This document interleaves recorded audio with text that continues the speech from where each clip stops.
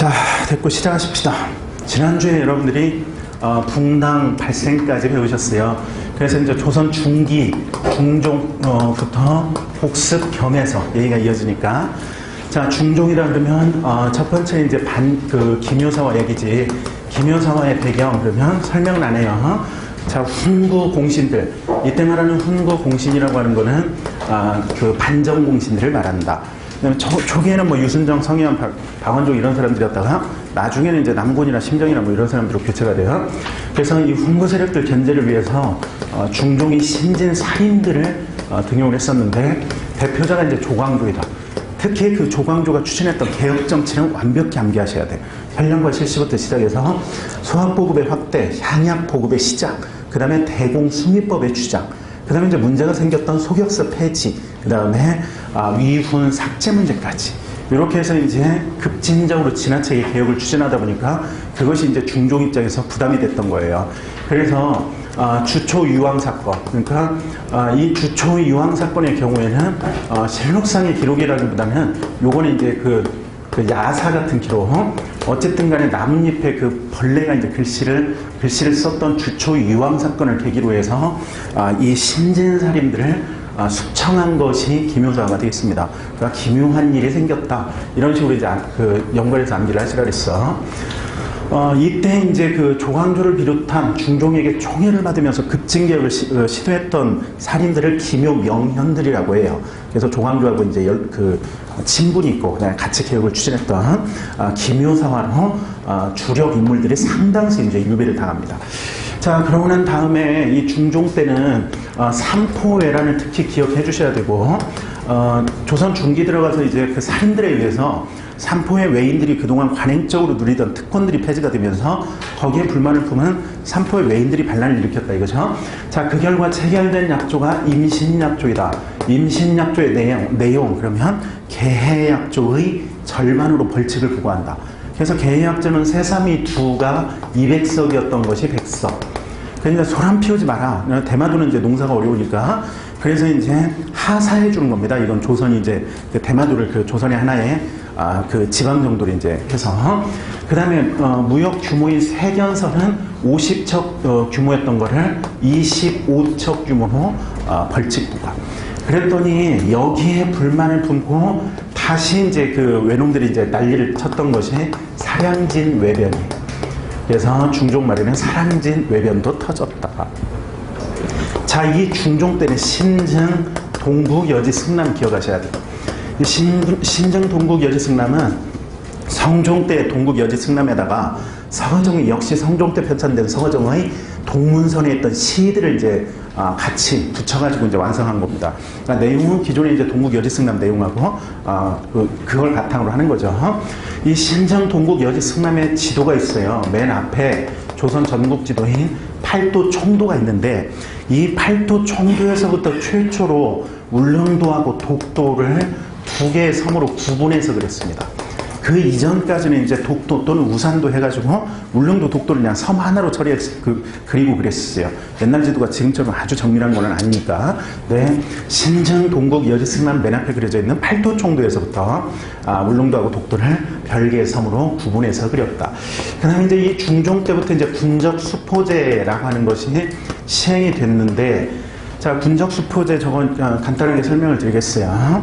군적수포제는 어떤 개념이냐? 세조 때 보법 아시죠? 자, 세조 때 보법에 의해서 양인 농민들은 정군이 돼서 입대를 하거나 아니면 정부를 보조하는 보인이 돼서 정부를 이제 지원을 하거나 이렇게 됩니다. 보통 보인 2사람을 일부로 해서 육군인 정군한 사람들은 일부, 즉 보인 2명. 그 다음에 이제 수군의 경우에는 1.5부, 보인 3명. 갑사의 경우에는 2부, 보인 4명. 이런 식으로 이제 붙여줘요.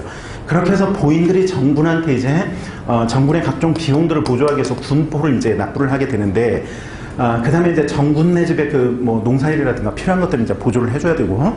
근데, 무슨 현상이 생기냐면 성종 때, 요역제도도 정비가 됩니다. 8결출 일부제라고 해서 토지 8결당 한 사람씩 요역을 이제 1년에 6일 이내로 요역을 이제 부과를 하도록 돼 있어요. 노동력을.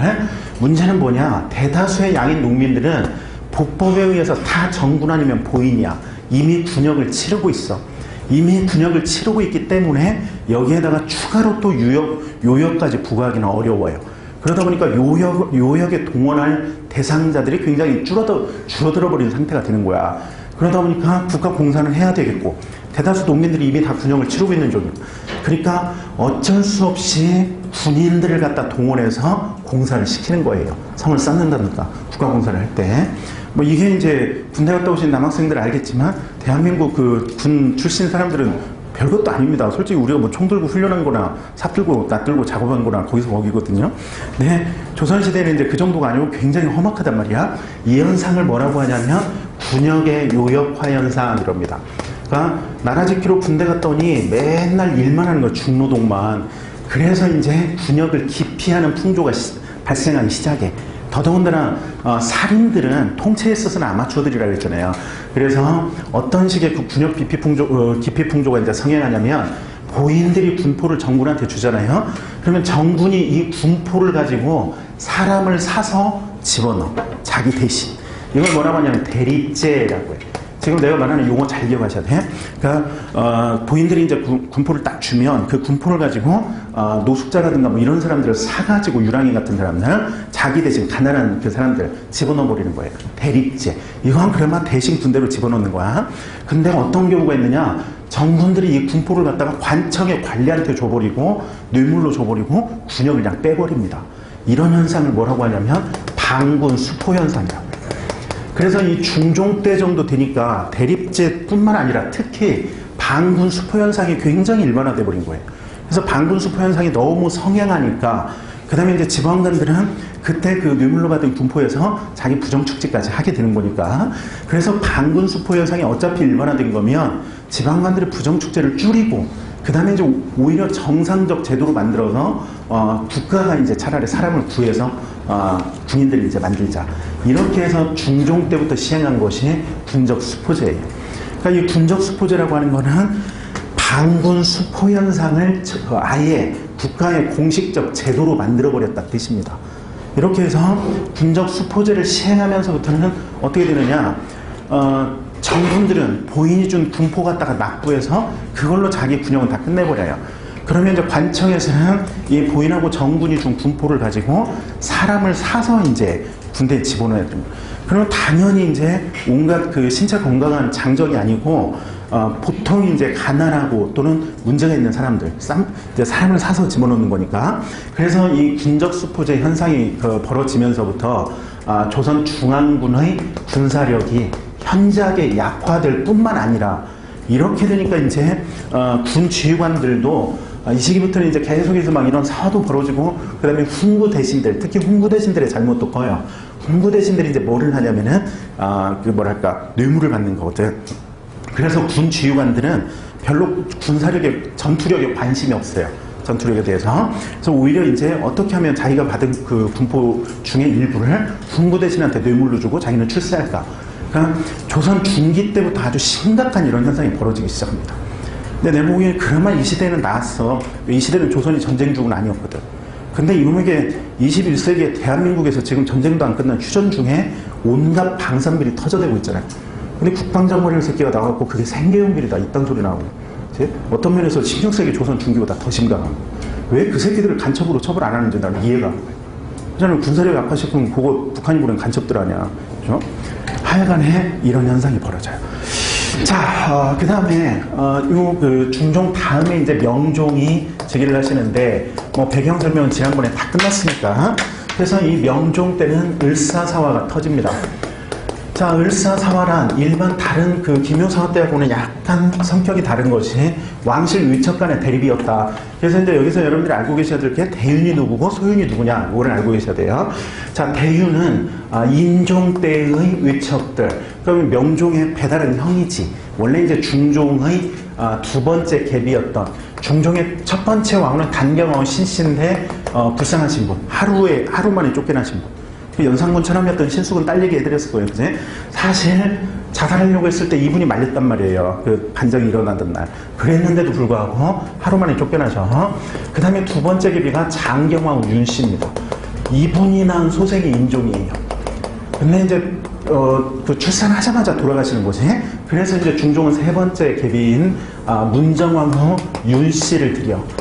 그래서 이제 인종은 문정왕후 윤씨를 어머니처럼 모셨는데, 문정왕후 윤씨가 인종의 속을 박박 긁어요. 아주 그 착하기만 한 인종을. 그렇게 해서 인종이 상당히 자질이 기대되는 왕이었음에도 불구하고 결국 스트레스 받고, 그 다음에 이제 이질에 걸려, 장티푸스 같은 거. 그랬더니 문정왕후가 이제 닭죽을 보낸 거야. 그래서 드디어 어머니가 나를 아들처럼 여기시나 보다. 그래서 나를 걱정하셔서 보양식을 주셨나 보다. 어이가 말리는데도 꾸역꾸역 먹었어요. 그러고 나서 돌아가세요. 그러니까 과연 이제 음식이 상극이어서 그랬는지 아니면 이제 독이 있었는지 그건 모르는 얘기지. 실록에 그것까지는 얘기 안 하니까. 자, 이 문정왕후 윤씨가 낳은 아들이 명종입니다. 그래서 명종 시기는 두 시기로 볼 수가 있어요. 어머니 문정왕후가 살아있을 때의 시기. 이 시기에 문정왕후가 살아있을 때 명종 시기는 완전 개척한 시기였어요.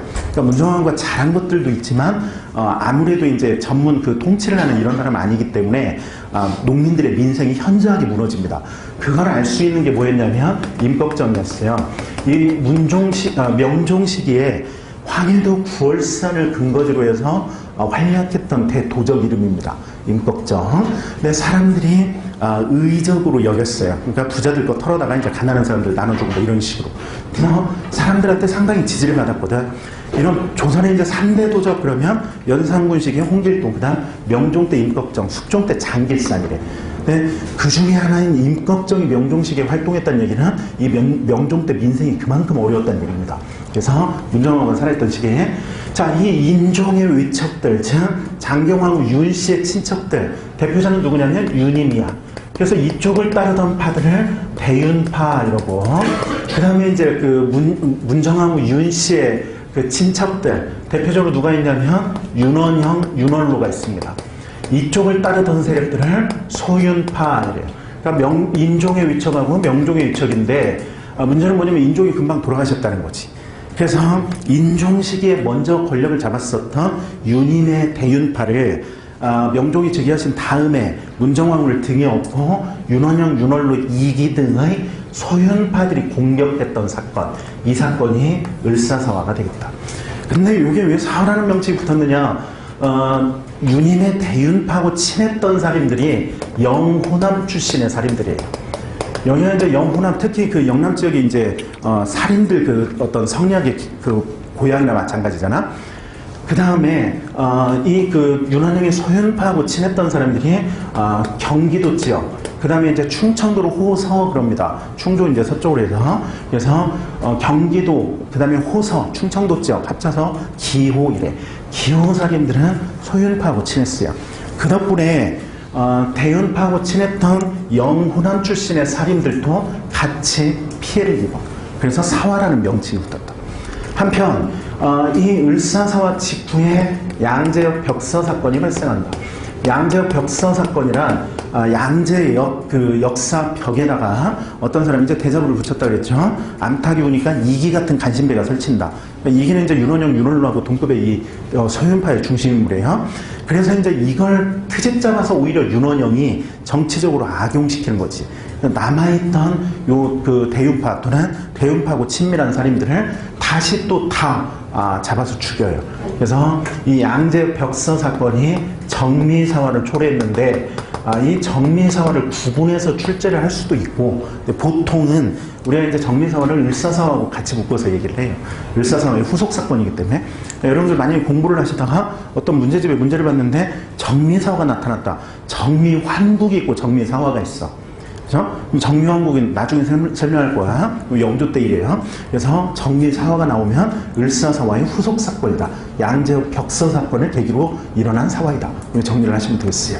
자, 명종 때였어요. 자, 그 다음에 이제 임꺽정의 난이 이제 벌어질 정도로 임꺽정 그 도적이 활동할 정도로 민생이 아주 문란했고, 그 다음에 문정왕후 덕분에 이 명종 시기에 불교가 약간 뭐랄까 활성화가 됩니다. 문정왕후 자체가 불교에 대해서 매우 호의적이에요.